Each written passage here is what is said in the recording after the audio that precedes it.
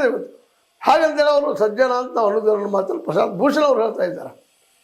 ಅವ್ರಿಗಿಂತ ಹೆಚ್ಚಿನ ನಾಯಕರಪ್ಪ ಇವತ್ತು ಏನಾದ್ರು ಪ್ರಾಮಾಣಿಕತೆ ಅನ್ನುವಂಥ ಇದ್ರೆ ಅದು ರಾಹುಲ್ ಗಾಂಧಿ ಅವರು ಕಾಂಗ್ರೆಸ್ ಅಂತ. ನಾನು ಇತ್ತೀಚೆಗೆ ನಿಮಗೆ ನೀವು ನೋಡಿರ್ಬೋದು, BJPಗೆ ಎದುರಾಳಿ ಯಾರಪ್ಪ, ಅಥವಾ ಈ ಜನಸಂಘ ಆಗಿರ್ಬೋದು ಅಥವಾ RSS ಆಗಿರ್ಬೋದು, ಅವ್ರಿಗೆ ಎದುರಾಗಿ ನಿಲ್ಲುವಂಥ ಏನಾದರೂ ವ್ಯಕ್ತಿತ್ವ ಈ ದೇಶದಲ್ಲಿ ಇದ್ರೆ ಅದು ಮಧ್ಯದಾಗಿ ರಾಹುಲ್ ಗಾಂಧಿ ಅಂತ ಪದೇ ಪದೇ ಹೇಳ್ತಾ ಇರ್ತೀನಿ ನಾನು ಇವಾಗ.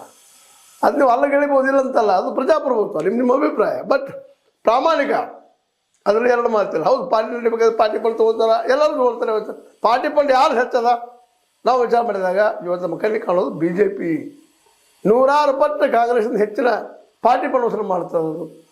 ಹೀಗಾಗಿ ಪಾರ್ಟಿ ಫಂಡ್ ತೆಗೆದುಕೊಳ್ಳುವಂಥ ಎಲ್ಲ ಪಕ್ಷಗಳು ಭ್ರಷ್ಟನ, ಅದ್ರಲ್ಲಿ ಎರಡು ಮಾತಿಲ್ಲ. ಅಲ್ಲ, ಅತಿ ಭ್ರಷ್ಟ ಯಾರು, ಅತಿ ಕಡಿಮೆ ಭ್ರಷ್ಟ ಯಾರು ಹುಡುಕ್ಬೇಕಾಗಿದ್ದಾರೆ ಇವತ್ತು. ಎರಡು ಕಣ್ಣಿದ್ದವ್ರು ಯಾರಿದಾರ, ಒಂದು ಕಣ್ಣವ್ರು ಇದ್ದವ್ರು ಯಾರಿದಾರ ಹುಡುಕ್ಬೇಕಾಗಿದೆ. ಯಾಕೆ ಒಂದೇ ದಿನದಲ್ಲಿ ಹೋಗುವಂಥದ್ದಲ್ಲ ಇದು ಭ್ರಷ್ಟಾಚಾರ ಆಗಲಿ ಮತ್ತೊಂದಾಗಲಿ. ನಮ್ಮಲ್ಲಿ ಬೇರೆ ಬಿಟ್ಟದ ಬೇರೆ. ಹೀಗಾಗಿ ಯಾವುದೇ ಪಕ್ಷ ಬಂದರೂ ಅಷ್ಟು ಸುಲಭವಾಗಿ ಭ್ರಷ್ಟಾಚಾರನಾಗಲಿ ನೆಪೋಟಿಸಮ್ ಗೊತ್ತದ ಇವಾಗ. ಏನಪ್ಪ ಅಂತಂದ್ರೆ ಪರಂಪರೆವಾದ ಅಂದರೆ ಕುಟುಂಬವಾದ. ನನ್ನ ತಮ್ಮ ಬರಬೇಕು, ನನ್ನ ತಂಗಿ ಬರಬೇಕು, ನನ್ನ ಅಕ್ಕ ಬರಬೇಕು, ನಮ್ಮ ಮಕ್ಕಳು ಬರಬೇಕು, ಆಡಳಿತ ನಮ್ಮ ನಂತರ ಅವರೇ ಇರಬೇಕು. ರಾಜವಂಶದ ಪರಂಪರೆ ನಮ್ಮಲ್ಲಿ ಇನ್ನೂ ಹೋಗಿಲ್ಲ, ಹೋಗೋ ಸಾಧ್ಯತೆಗಳು ಇಲ್ಲ.